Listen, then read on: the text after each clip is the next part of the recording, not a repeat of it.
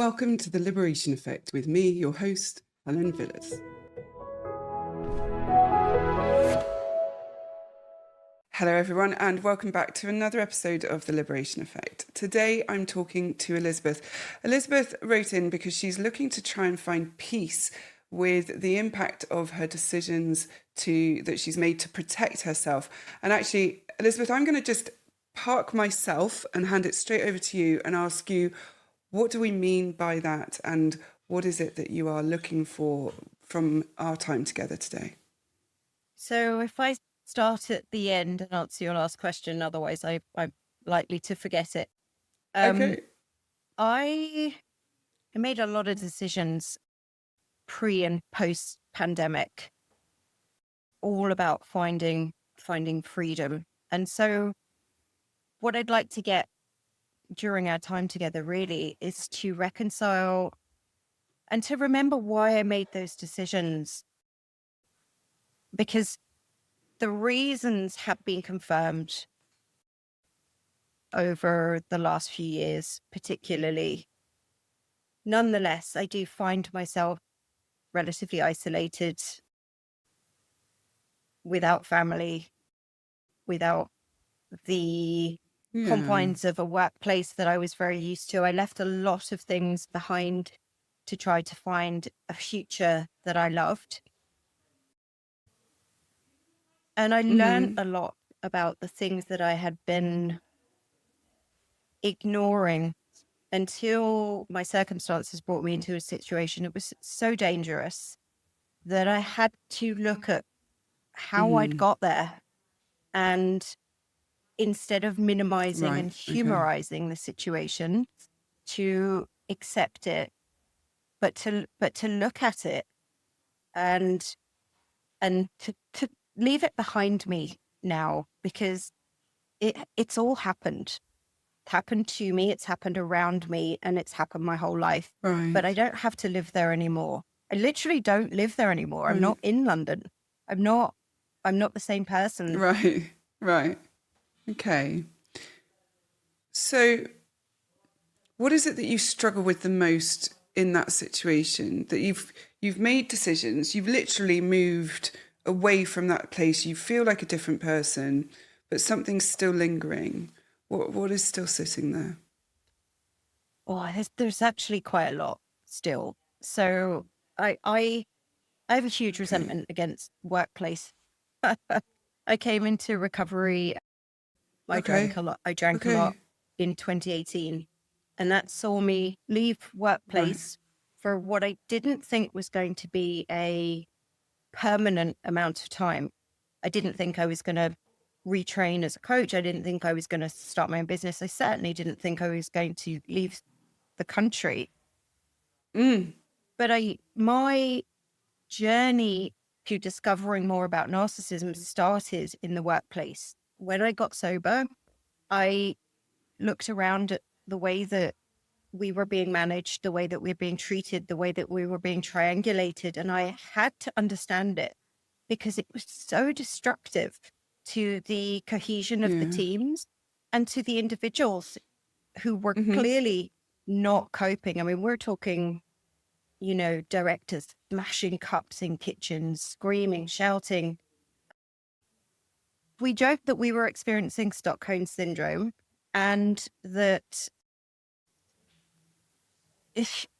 but it's not a joke. But I took myself out of that environment.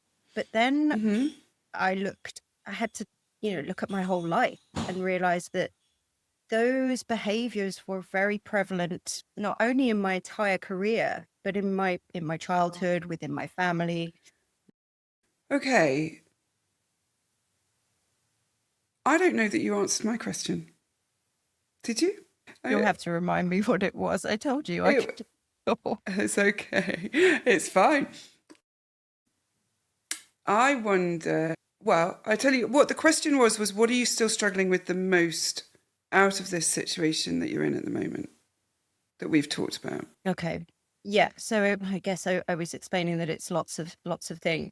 So the decision to stop drinking, to come out of workplace, to try new things, and to shoot for a life that wasn't limited in the way that it had been in the past, and to try to find new people, because I had to Okay, so is that... leave behind friendships, relationships, and No, go on. And what was the and?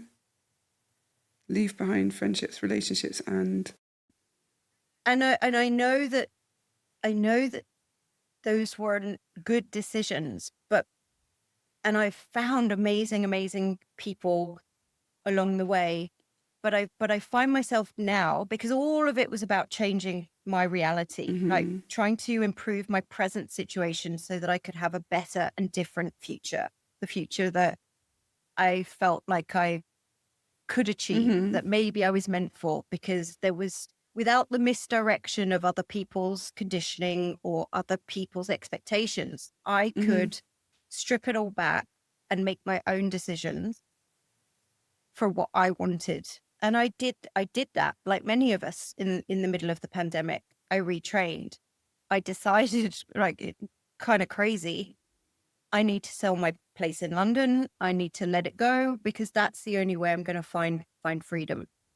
And then I found myself shackled into a unexpectedly abusive relationship. And that happened stuck in rural France, isolated from, I couldn't speak French. I didn't have any family left, really. Gosh. My friends back in the UK, we say everybody's busy. And, that's, I'll give people that. But it was very difficult to articulate exactly what I was experiencing, because I think when you make a big decision like I did, which was, I'm going to sell my house, I'm going to get into this sort of pseudo partnership with this person, and I'm going to build a life in France. There's judgment around that, yes, of yourself. It was a small amount of money, not anything that was good. Yeah, people, projected a little bit of fear onto us, and so I felt like, she got what she deserved, but, well, that's what happens when you make a bold move. Oh. And people said this to you, or that was your assumption? Well, they said it to me when I told them that I was moving to France. They said it to me when I told them I was selling my property in London. Don't do it. You'll never get back on them. You shouldn't. You should always hold on to a property. But at the time, I didn't think it was what was right for me then wasn't right for them. They wouldn't have done, none of them would have done what I did. But I didn't, they were right, but they were wrong. But maybe in some ways I had to prove that everything had to be stripped back and rebuilt. And that's literally what happened. I found myself living in a caravan in the middle of nowhere by myself, not speaking the language, not having any friends, not having any electricity or plumbing, and trying to figure out what the hell I was going to do next. And I did. And I found my way. And during that period of time, even though we were expecting it, that's when my mother passed away, there was a lifeline. Suddenly there was going to be some additional finances, and I could, move out of my caravan and perhaps into something habitable and start to build the life in France that I came for. But what I didn't expect was for my sibling to take control remotely of every aspect of what happens next. I'm the elder sibling, only by a year. Right. And everything to do with my mum's care in my absence, to do with the fact that she was moved to a facility without me being I didn't need to be consulted, but I would like to have been spoken to about it, because that's where she rapidly deteriorated and it became an issue. But contact was cut with me while this was all going on. My sibling did know about the fact that I was living in a caravan and that I'd had, escaped an abusive relationship, and, things were not going well in my life. But I wanted to contribute. I wanted to support them, support my mother. And I wasn't told about anything. They stopped taking my calls, and I was not able to be present and be around for what was happening. And I did make one last trip back to the UK to see her, and was sort of hounded back out of the door and back to France. And she passed, and I was told by text message. Right. And then I just thought, that's that. But in some ways, now I'll be okay. I know it sounds a little selfish, but my situation was pretty tricky. It sounds a lot like and everything wasn't okay. It got worse. Well, and it sounds a lot like what you're really struggling with is there's a huge amount of injustice and a huge amount of unfairness, which is, I know, similar, but also a letting go, moving on, making peace now. This kind of idea that because you said at the beginning that, it's happened, and you almost shrugged it off in a, like, I'm not going to minimize or humorize it, and yet there's almost a disconnect from how emotional this all is. You've just told us quite a big story with very little emotion. And I wonder if you're aware of that for yourself. Do you notice that in you? I definitely do. I do check in with my emotions a lot. It's obviously it's important for my recovery, but what I notice is that often when big things happen, big good things and big negative things, I feel nothing. Okay. I studied applied positive psychology because, but quite by accident actually, but I'm really glad that I did, because I understand the mechanisms for upcycling positive emotions. Right. And I work very hard on gratitude and hope and optimism, and my values and action strengths I live in. I show up in them every day. But I think the last few years have definitely taken a toll on my ability to feel. You can hear probably I am getting a bit emotional now. What's happening? To feel what I want to be feeling when I need to be feeling it. Part of me just thinks that I need to spend half a day crying. To do that, the great big hacking sobs where the snot's pouring out of my nose and I can't breathe. Okay. Because I know how good that feels. But I can't bring it. What's the fear of letting it out? There isn't a fear of bringing it out. I want to, and I think we say, don't we? Oh, I don't want to cry because if I start, I'm afraid I'm not going to stop. I've got plenty of time to cry. And I think I think I need to. I think I need to. About this, going back to what you and I discussed a little before we started, is that it's just me, and I have to be strong for me. I have to be strong for my dog, and I have to be strong for my fledgling business and for the French admin and all the things that need to be done. I have to do them. I am going to jump in and just say, it's the little bit confrontational. I got told off on the hub. I think I might have said this already on the podcast, but I got told off on the hub for calling myself brutal. And language is really important. And I'm not brutal. I'm honest and challenging, but it's not brutal because it's always done with kindness. But what I hear is a lot of justification, a lot of excuses as to why I'm still allowed to avoid feeling this grief. And the thing about it is, this is a really poignant piece, and one I think most people are going to relate to in the kind of the avoidance side of things and what I'm about to say next, and I can relate to this personally too, is that when we do not feel that grief, it is not that we don't feel it. It comes out in other ways. It exists still within us. Our ignoring it doesn't mean that it's not there, right? So I would love to challenge this idea that I haven't got time to process the grief in the basis of I've got to stay strong for all these things but you're still feeling it even if you're ignoring it. What do you feel about that? It's not so much I don't have time. I definitely have time to feel it, and I know, I mean, the way it shows up for me is not quite being catatonic, but an inability to move.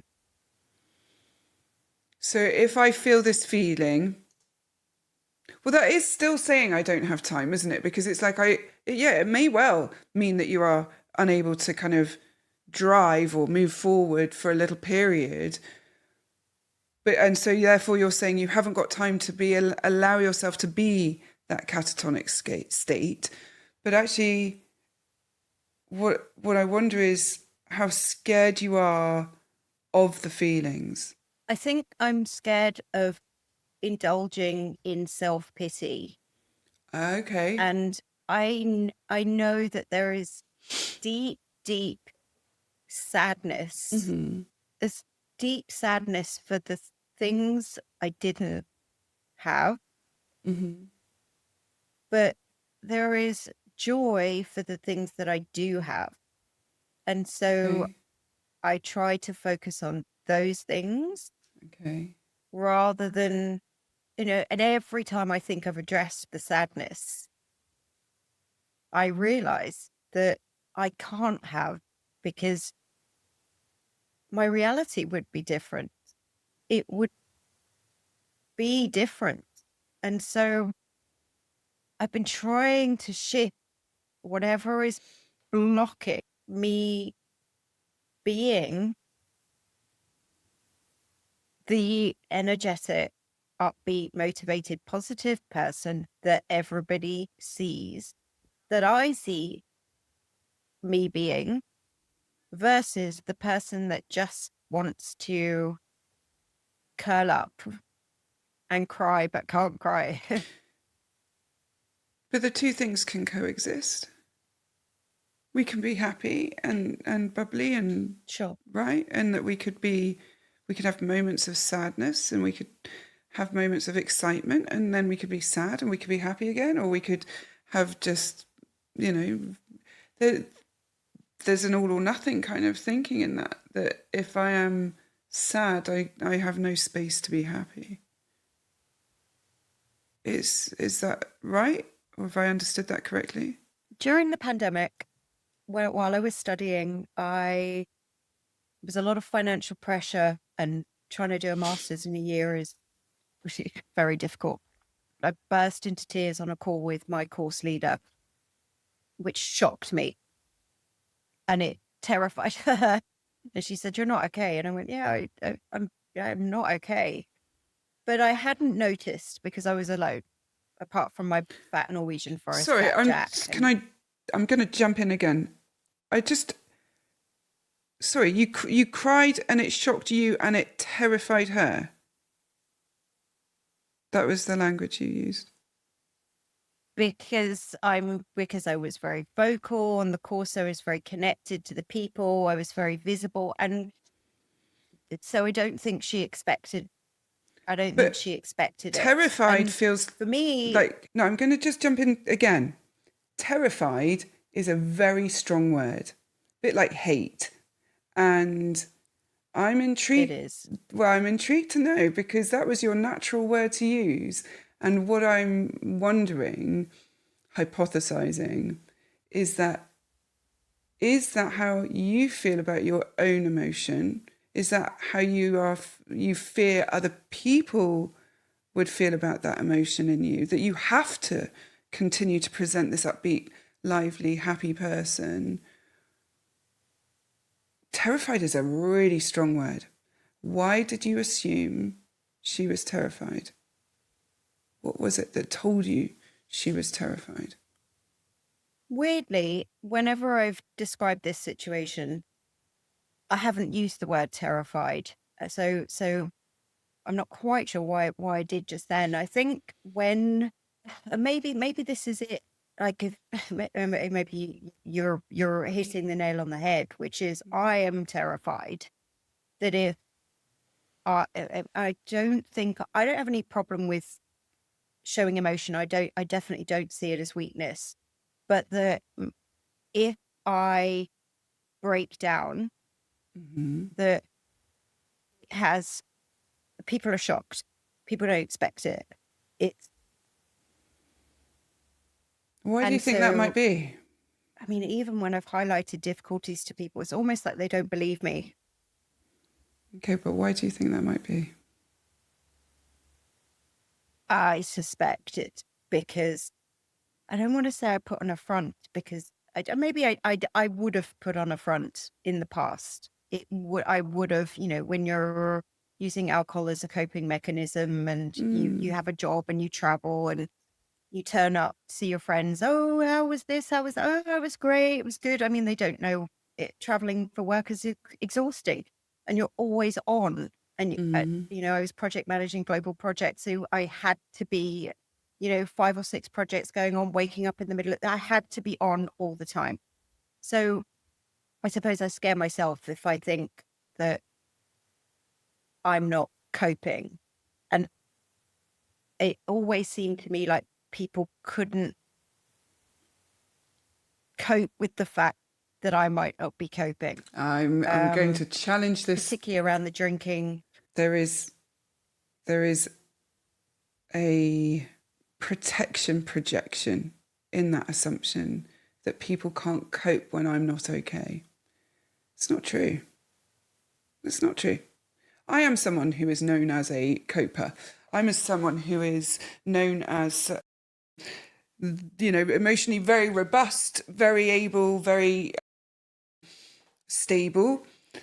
And yet, when I have tough times, because I'm a human being and I do, and things go down the pan, or I'm feeling really low, or I need to process stuff with somebody or talk it out and say, I'm not okay, I need, this is happening and blah, blah, blah. They just are with me. They're not threatened by me not being okay. Their okayness does not depend on me being okay. So there's something like a reverse people pleasing in that you're not allowing anybody to not be okay by your not okayness, and yet you almost pedestal yourself out of normal human experience by never not being okay. And your assumption is that your emotions are a huge threat to other people. And what I'm going to ask you is this, is how were your emotions received when you were a child? Well, they weren't.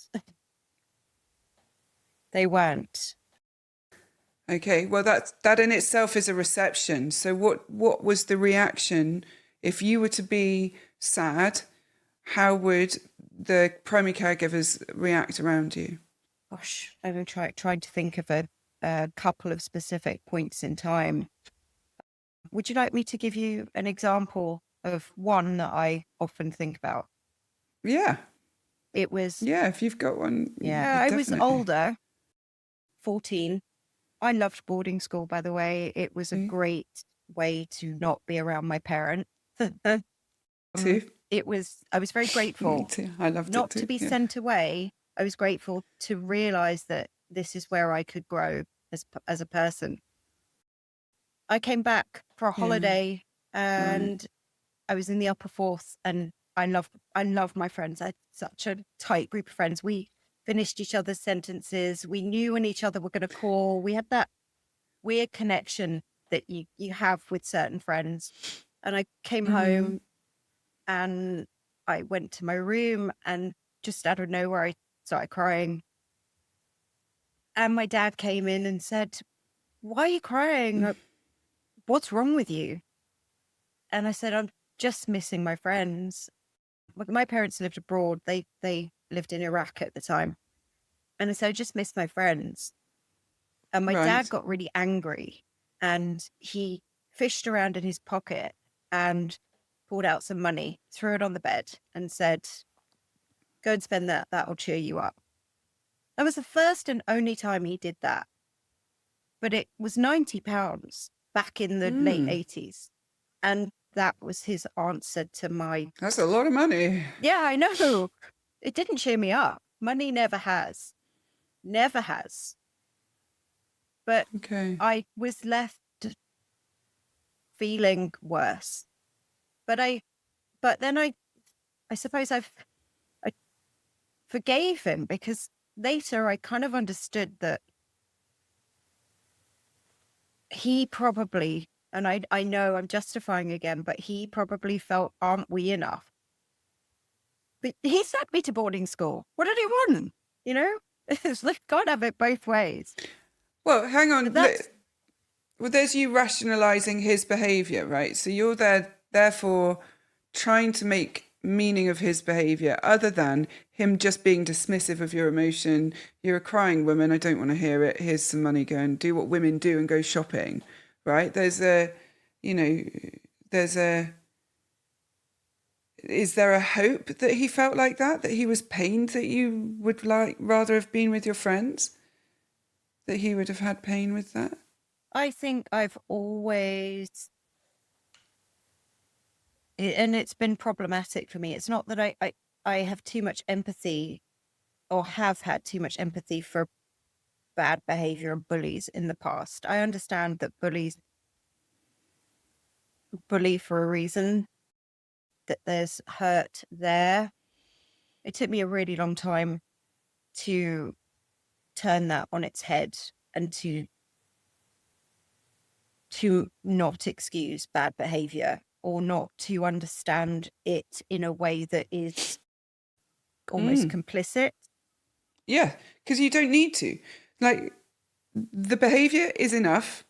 We don't need to understand why the behavior is there to justify the behavior. We don't need to, we can now ask for context if someone who does not normally hurt us then does hurt us. Context can be really important in that situation. But in abusive relationships, if someone is consistently behaving horribly towards us, we don't need to understand why. But the reason we do that is so that we can make it okay for ourselves. And that is not okay, because all we do is leave the door open for more abuse from that person and then other people too. So when we sit there examining why somebody behaves the way they do, what we're actually doing is ignoring the actual behavior and the impact it's had on us. We're focused on their feelings so we don't have to look at our own. And that is not healthy. And that just makes us more and more vulnerable. But I'm going to notice to you that your empathy there is being weaponized against you. Your desire to understand what the hurt, what the wound is that causes that behavior, then gets weaponized against you, makes you more vulnerable. And then on top of that, there's a danger that you're making assumptions that that is what motivates the behavior, rather than just that they're being unkind. And that in itself is a really difficult thing to grasp hold of, that someone could just be unkind for the sake of it because they like it. That's really hard. Yeah, it definitely, my relationship in France was the turning point where I realized that. I'd spent months living with this person who was Right. treating me appallingly while I tried to figure out not necessarily how Mm. to help him, but how to change it in whatever way, until I could see that Okay. this person might actually not just want to hurt me emotionally and psychologically, but might actually want Mm-hmm. to hurt me Mm-hmm. physically, and has demonstrated ways that there was an incident with some bike brakes, let's put it that way. I actually thought maybe he's trying to kill me. And then the thought occurred to me, Right. I was like, he can't be trying to kill me. But he did this certain thing And there is no doubt about it. He did it on purpose. And I could have been seriously injured. Right. And it wasn't just the bike breaks. It was, we were trying to renovate a house. The way that he threw dirt next to my face, the way that he swung tools, no concern for my safety. It was almost threatening. It was weird. It was very strange. But once I got out of that, of course, I reassessed my childhood, my parents, my sibling, a lot of my friendships, my intimate relationships, my workplace. And I understood my part. I had to understand my part, because you're absolutely right. Sure. And what did you understand? Well, what did you understand your part to be? That my tolerance of abusive behavior in the people around me was my problem, and I had to change it. But it took a while from that realization to, instead of walking away from it, which is what my recovery practices then taught me, use my pause. I could pause right out of the room for days and forget about it. But in some ways, I knew I was abandoning myself by not speaking up. Okay. So your part was tolerating abuse. Yes. And I wonder if you know in what ways you did that specifically. First of all, I didn't recognize it as abuse. It was just my normal, whether that was at home. Okay. True. I mean, that's so true for so many of us. The idea that this was abuse in the first place is hard to grasp because it's what's been normalized, right? So absolutely see that for sure. Go on. What you were going to add something there? Well, I think also getting sober and working, methods of recovery, and then going in to do a positive psychology and coaching psychology masters and training to be a coach. All of this was me trying to learn more about human behavior. Really, I didn't realize it was so I could be okay. Right. And it's because of the path that I took that I stayed in situations longer than perhaps I should have. I'm hopeful. It's one of my, but hope is no good without certain other practices. Hoping for the best doesn't always get us. Well, and as I've talked about a lot, toxic hope is very different from healthy hope. Yes. And hoping that somebody who is going to be who we hoped that they were, even though they keep showing us over and over and over again that they will not be, is toxic. And joyful, healthy hope is something in the future and it's wonderful, or,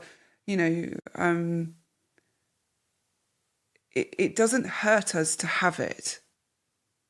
The hope that we're talking about now hurts us to have it. The hope that somebody is going to be who we wanted them to be is going to hurt us. Right? And so ultimately then, our part becomes about knowing what we do to contribute to the dynamic. Not that we deserve it. There's a real difficulty with this because people can hear me victim blaming, and that's not what I'm saying. This is about empowerment. That if I know what I'm doing wrong, if I know where I let my boundaries be crossed, if I know where I didn't speak up when I should have done, or when I said yes when I should have said no, or no when I should have said yes, if I know those things, then I can protect myself in the future. That doesn't mean I get to make myself responsible or blamed in any way, shape or form for relationships that happened in the past where someone exploited that. But this version of me now knows not to do it, right? We don't judge past us with current us. Your your feelings around all of this, I'm coming back to where the connection is to them. Because I noticed something that you do that a lot of us do, which is the intellectualization and the rationalization of certain kind of events or behavior or anything. And indeed, like, sometimes that can be really helpful, that like process of rationalizing what happened and understanding and unpicking and doing what, and but sometimes it just helps us avoid the emotion. So I'm coming back to that avoidance of emotion, because your initial contact was about moving forward, letting go, moving forward. What we talked about right at the beginning was making peace with how you've chosen to protect yourself and the impact that that has had. And you said to me a very powerful phrase before we started recording, which I didn't want to repeat because I didn't want it to be ascribed to me, because it was so powerful. And I wonder if you remember and whether you would want to share it now. I would be paraphrasing myself because I don't remember exactly what I said, but your question was how, what I want to get out of this and how I want to feel. I definitely want to feel less alone.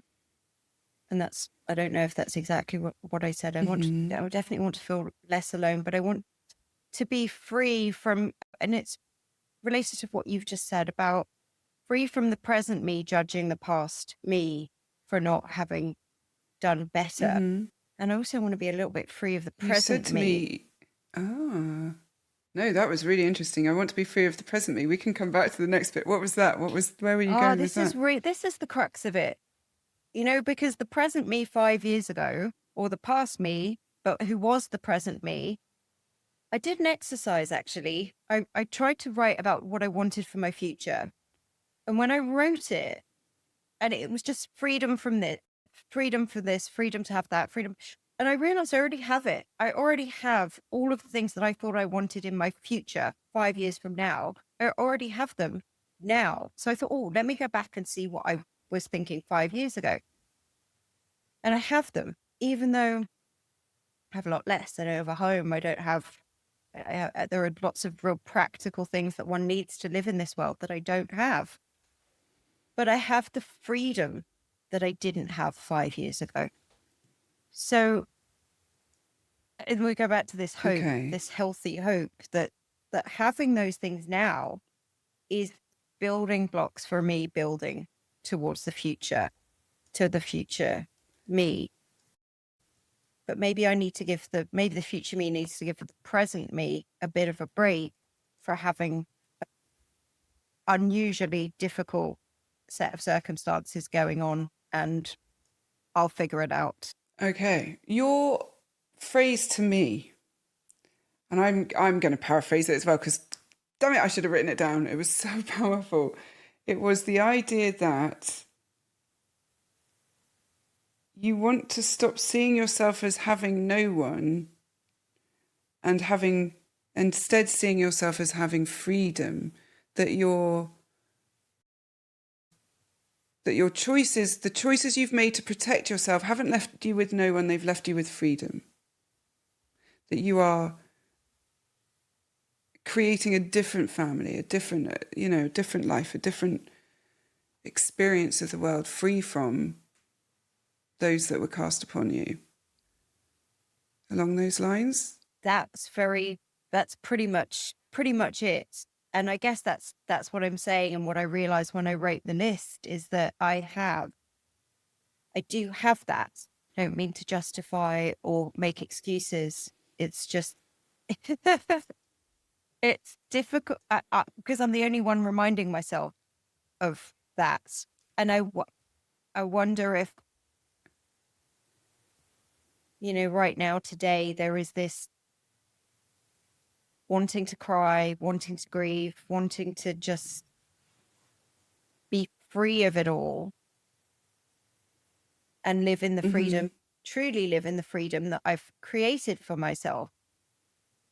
But there's still this tether that I can't seem to break, that I can't seem to reconcile and be okay with. I don't know. Okay. I don't know why. So, let's look at it. What is the tether binding you to? I guess this is, I know I'm quoting pop culture psychology, but we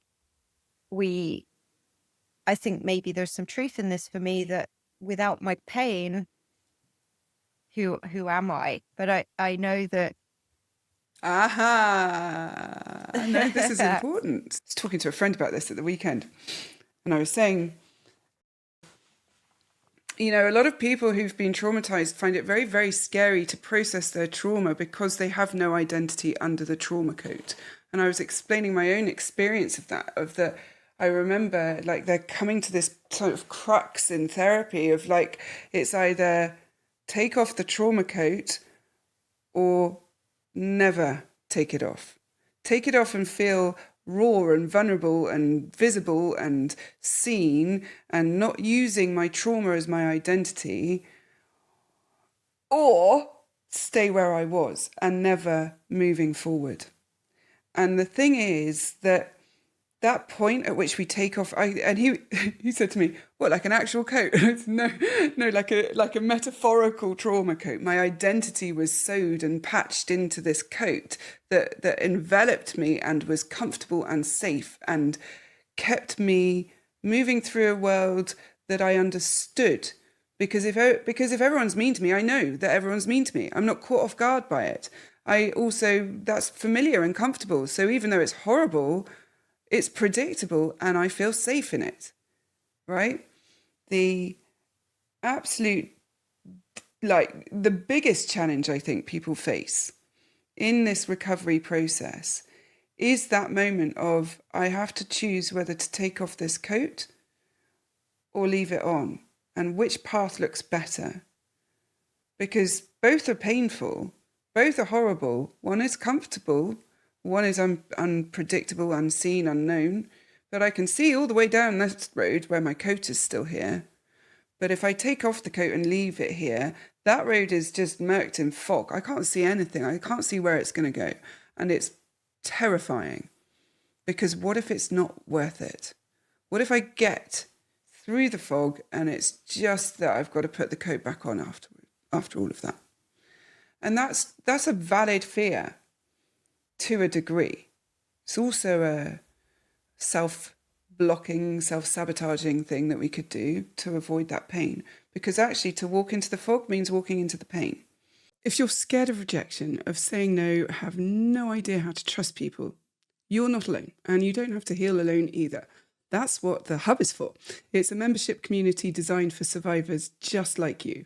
Every month, we dive into powerful courses, we hold live calls and connect in a supportive, understanding space so you can break free from the past and build healthy, fulfilling relationships. Maybe it's time to stop surviving and instead start thriving. Visit jointhehub.ac today using the code POD20 to get £20 off your first month's membership. I can't wait to see you there. Take care. Bye. It's about exposing the wounds, exposing the things that have happened to us and the things that we have done because of the things that have happened to us, and the way that we have justified our identity by using events to say, well, I really struggle with, I don't know, say rejection because all these things happened when I was a child, or kind of almost trying to get people never to reject us by telling them these stories. And at some point, there comes a point where we have to say, I have to put that down and let people reject me. And that is hard and painful, but it's also being a healthy adult. And I'm noticing some discomfort in you right now, and I'm wondering what's happening for you. Physically. Physically. Actually, I mean, I agree with you, and I was relaxing more through what you were saying. Oh, are you? Okay. But in my head, I'm humorizing it because I'm thinking, I like the coat metaphor, and I'm like a stripper. I've taken all the items. I've taken it off slowly. Getting Right. comfortable with But my nakedness, but somehow I'm still yeah. hanging on to the sleeve of the coat. Like, you're right. Just in Right. case, just in case I want to put it back on, and I don't want to put it back on because I'm okay with the nakedness, But you don't but know who somehow you I'm are. still hanging on to the coat, and I don't know why. But I wonder if you think back to when we spoke at the beginning of the not accessing the emotion, not, you know, if I haven't got time, and, you know, and then we talked about time not necessarily being the thing, but being the coper and the thing, and that here, if I let go of that part of my identity, if I let go of this coat, it means I have to actually feel everything. If I let go of the tether, I have to feel it all and I have to show it all. And if I let go of the tether, I might actually have to do the grieving, and people might actually see that. And then I can't be relied on anymore as the coper. Something around that. Anything land? Maybe it's not other people. Maybe it's myself. Maybe Okay. there is something about self-trust. To see your own emotion? Strangely or paradoxically, despite not what I said, where I know that I can be numb to the big emotions. I mean, I'm very, very joyful and very realistically, whatever the ups and the downs are, I recognize them. But so I don't think I'm obviously scared of or fearful of feeling the emotions. Just not, they just don't seem to be within reach for me sometimes. And maybe that's, I know I'm rationalizing, but maybe that's just years of suppression. And I'm still relatively new to this. You know, sometimes sometimes things don't unlock until we're really ready for them to unlock. And then they might catch us off guard completely, like just it's a Tuesday and then suddenly, boom, your whole perspective on the world has just suddenly changed because something's come into your awareness and you didn't know it was there. And I mean, this has happened to me personally recently, where something that I spent years in therapy going, there's something I can't get to. I don't understand what this is. I can't get to it. I don't know what's going on. I know it's all to do with this. And I know that, you know, so I knew there was this thing, but I couldn't access it. couldn't verbalize it, couldn't feel it, nothing. And then about 4 weeks ago, someone made one comment and it unleashed the entire thing. And it's amazing and dysregulating and weird and crazy and brilliant at the same time, because I've suddenly had this massive insight, but I needed to be utterly ready for it. I wasn't. So there is truth to that. I wouldn't have been able to hear what I just heard. You know, I wouldn't have been able to absorb it. I would have, or maybe somebody had even said it and I've just dismissed it previously. But there's a couple of reasons we hang on to trauma, a few reasons, the trauma coat, the tether. And one is what I've talked about in terms of identity. And the second is the familiarity and the comfort. And then the third might be that it gives us and allows us a way to still be connected to those people who have hurt us. And it means that we're not betraying our younger selves by letting it go. That if I let go of that tethered or the coat, it means I collude with the people who tell me to minimize and dismiss it. It means that I betray and say that her experience does not matter. But again, that's not true. Letting go of the trauma, of the wounds, healing and moving through it. And I'm using the phrase letting go, and it's not one I'm typically very comfortable with, but the kind of processing it and allowing it to exist as a thing that no longer defines us, doing that gives us the freedom to live the life that our younger self was desperate for. And I mean desperate for. It is not a betrayal to our younger selves to take off our trauma coats. Go on. Oh, that is so beautiful. That's what I want. That's what I want. That's all I want, really, to honor, the 3-year-old, the 8-year-old, the 11-year-old, the teenager, this adapted. Yeah. And yeah, be free of that conditioning and those expectations. And I think,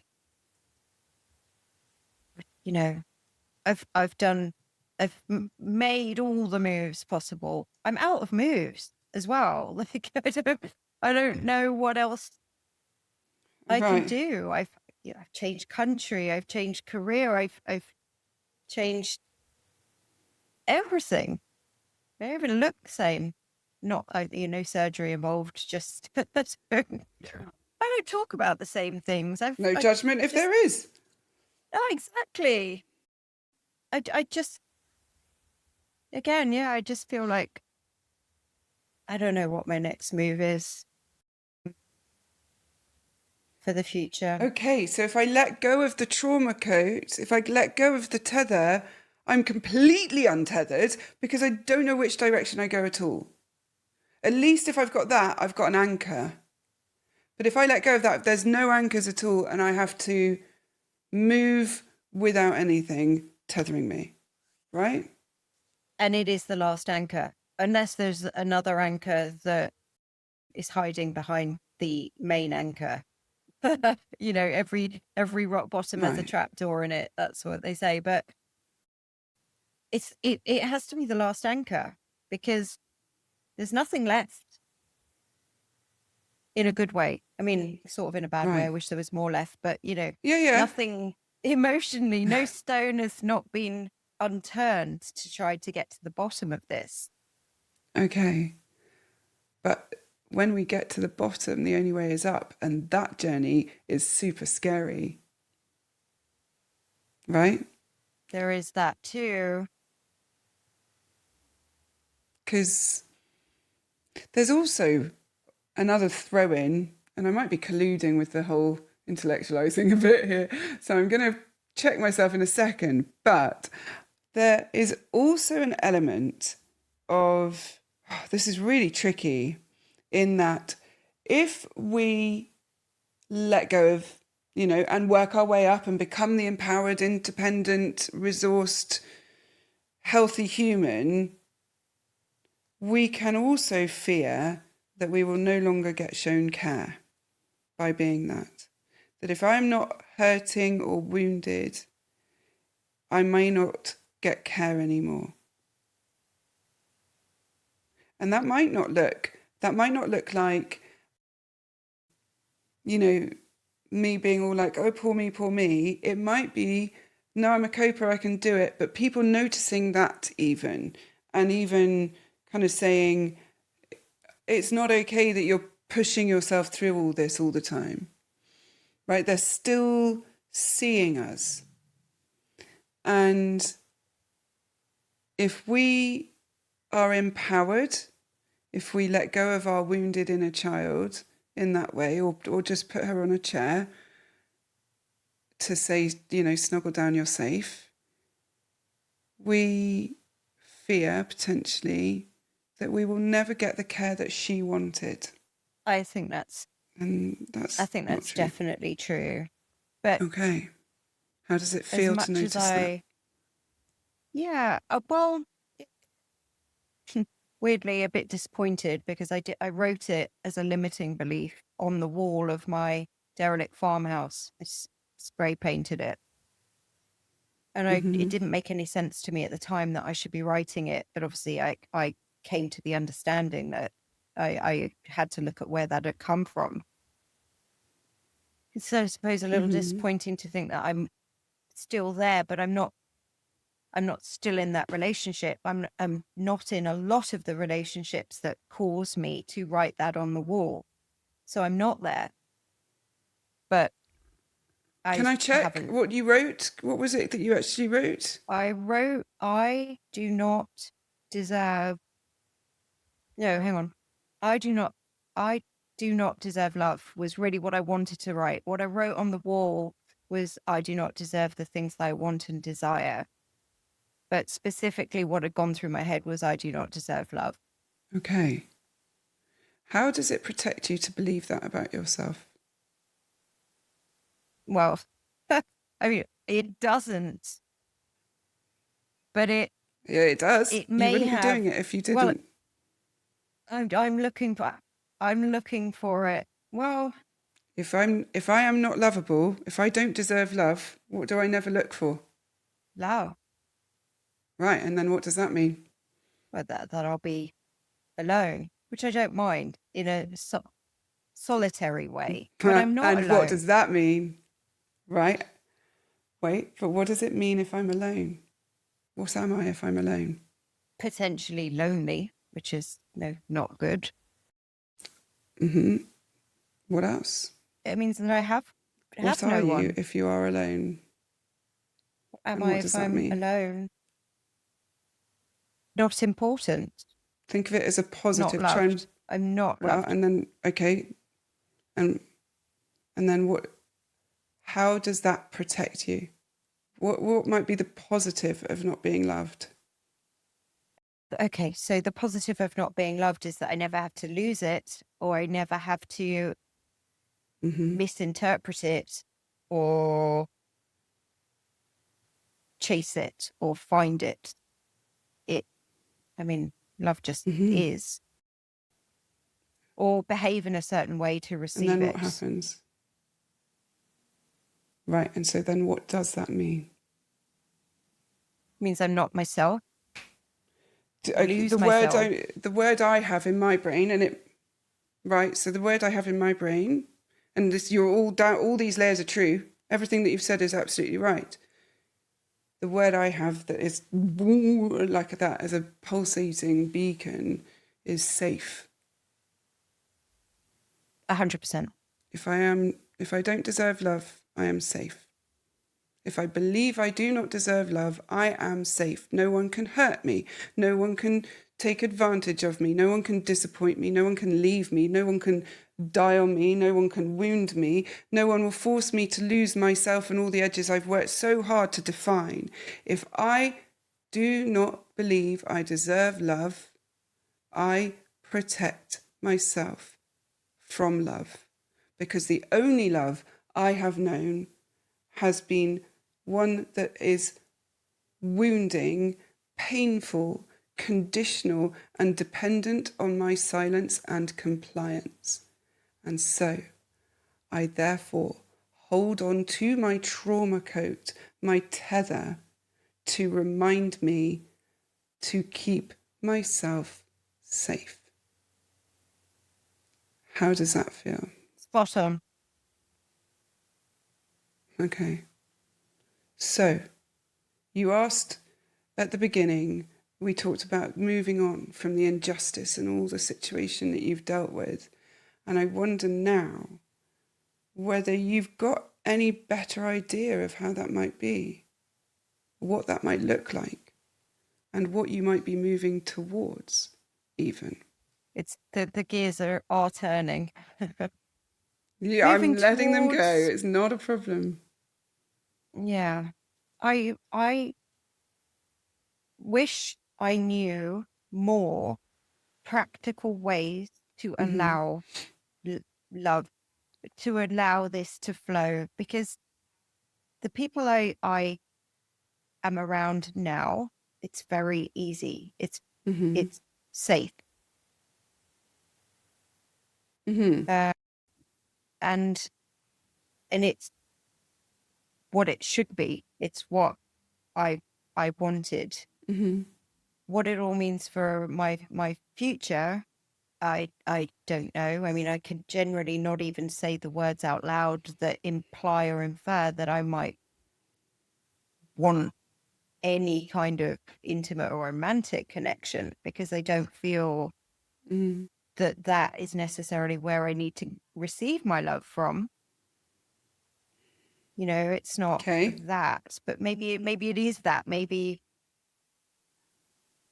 I'm disappointed that I never had that, but maybe I'm disappointed that I Okay. didn't have a lot of different kinds of love that made me feel safe. Maybe it's understanding what love actually is to start with. I realized The yesterday, word love. I probably don't know. Go on. I really, honestly, and I know that's incredibly sad.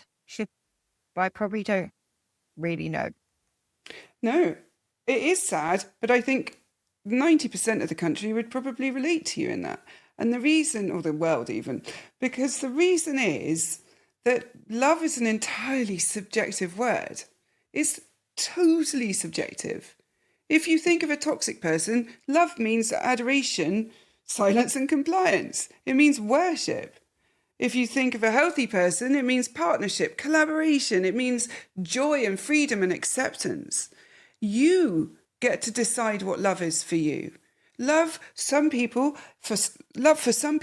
are monogamous, committed long-term relationships. For other people, they're short-term relationships. For some people, there's more than one partner. Some people, they're non-monogamous. Or there's so many different ways to interpret the word love, that when we get stuck in this rigid or even this expectation of a Disney version of love, we get trapped, because nothing will live up to that ever. And the other thing that we can do as children of trauma is get stuck in the idea that romantic relationships, mean someone prioritizing absolutely everything about us. We can get stuck in the idea that if they can't mind read us, then the relationship is not worthy, it's not worthwhile, it's not good enough. If someone is not sort of thinking about us with every breath and the space in between, they don't actually love us. If they can't anticipate our needs, mind read, then they don't actually love us. We get caught in this toxic version of love that a toxic parent teaches us. Well, you should know what you've done wrong. You should know what you should be doing for me. Well, why? I can't mind read. And yet the child is taught that that is what love is, to be able to mind read, to anticipate, to meet needs, to jump the minute the parent says so. And the reality is that you are two human beings, possibly more, in relationship with one another, caring about your impact on them, wanting to discover and understand them, and just exploring the world and life and everything that goes with it together, or even apart. You have different likes, preferences, desires, wants, needs, but you have enough that align to make you want to hang out together. Your understanding of love is subjective and potentially the place to start in your search for freedom. Because how will you know you're where you want to be if you don't know how to see where you're going, like what you're looking for? You know? That's brilliant. It's Oh, brilliant. thanks.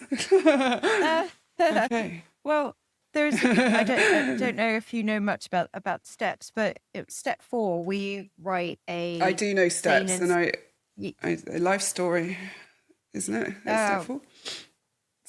Step 4 is, it's resentments, but at the end of it, we get to write a sane and sound ideal for a romantic partner. And it was when I was writing my sane and sound ideal, what I was writing were the characteristics of the person I wanted to become. And so I wasn't looking for a person, I was looking for the best version of myself. And I realized that as I was writing it. Okay. So I haven't looked for those characteristics in another individual. I've tried to develop them for myself. But the idea of, writing about, because I write a lot, but because I think a lot and it helps obviously to get it out onto a page, but to write about what my version of love is and how I experience love and how that shows up in my life, or how it's not present in my life, and therefore how can I access more of it, or it's not present enough in my life, how can I access more of it? I think it's a really interesting place for me as an individual who likes to go away and take a task and then do it, is really interesting, because realizing that I'd never experienced love in the way I wanted to receive it, or been able or had the opportunity to give love in the way that I wanted to give it, is interesting, but it's not enough.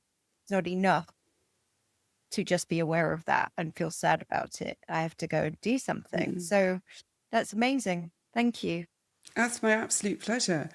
I'm intrigued that we got down to this place, and I'm really intrigued to see where you take it from here, because I think this is one of the most transformative pieces of work that any of us can do. And understanding that how we perceive certain things, our subjective interpretation of things, but specifically and particularly love, after growing up in these environments, is absolutely vital to our healing of trauma wounds, of our identity, and how we then move into healthy spaces where we are not at that level of risk, or that the words that you used, the phrase earlier, which is self-trust, or that we can trust ourselves to remove ourselves from them when they prove not to be good, that we don't sit and tolerate abuse, that we don't justify bad behavior, that we don't explain and hope and wait for that person to be who we need them to be. Because apart from it being unfair on us, it's also unfair on them. It's asking them to be someone they're not. And if we reframe it that way as well, it might give us a bit more freedom. On that note, I think we may have come to the end of our time together, and I wondered, was there anything else that you needed from me that we haven't covered yet today? No, I actually feel very excited. I feel lighter. I'm excited to go off and take my dog out for a walk, and to think about what I'm going to write and what may be different to what I wrote, 7 years ago when I did step 4, and maybe there's always insight through writing, or whatever it is that we choose as our creative outlet. So thank you. Just thank you. Because sometimes we're standing looking at a white wall that has a white door in it, and we just can't see how to open it. And for me, I was looking at that white wall and I didn't know where the blinking door handle was. And today, I after speaking with you, I can see the door handle. So that's something. It's an action I could take. Amazing. Well, Elizabeth, thank you so much for exploring, being challenged, for all of the things. You know that after the podcast is finished, if you have any questions, you can just get in touch with me and we can chat anything through that feels like it's still left hanging. But should I not hear from you, I really do wish you the very, very best with absolutely everything going forward. And if you want to give us a little update in a few months, that would be fabulous too, because I think it could be quite changing for you. Thank you. Love to. Thank you. Okay. Well, on that note, my total pleasure. On that note, I guess, as ever, all that remains to be said is take care. Bye.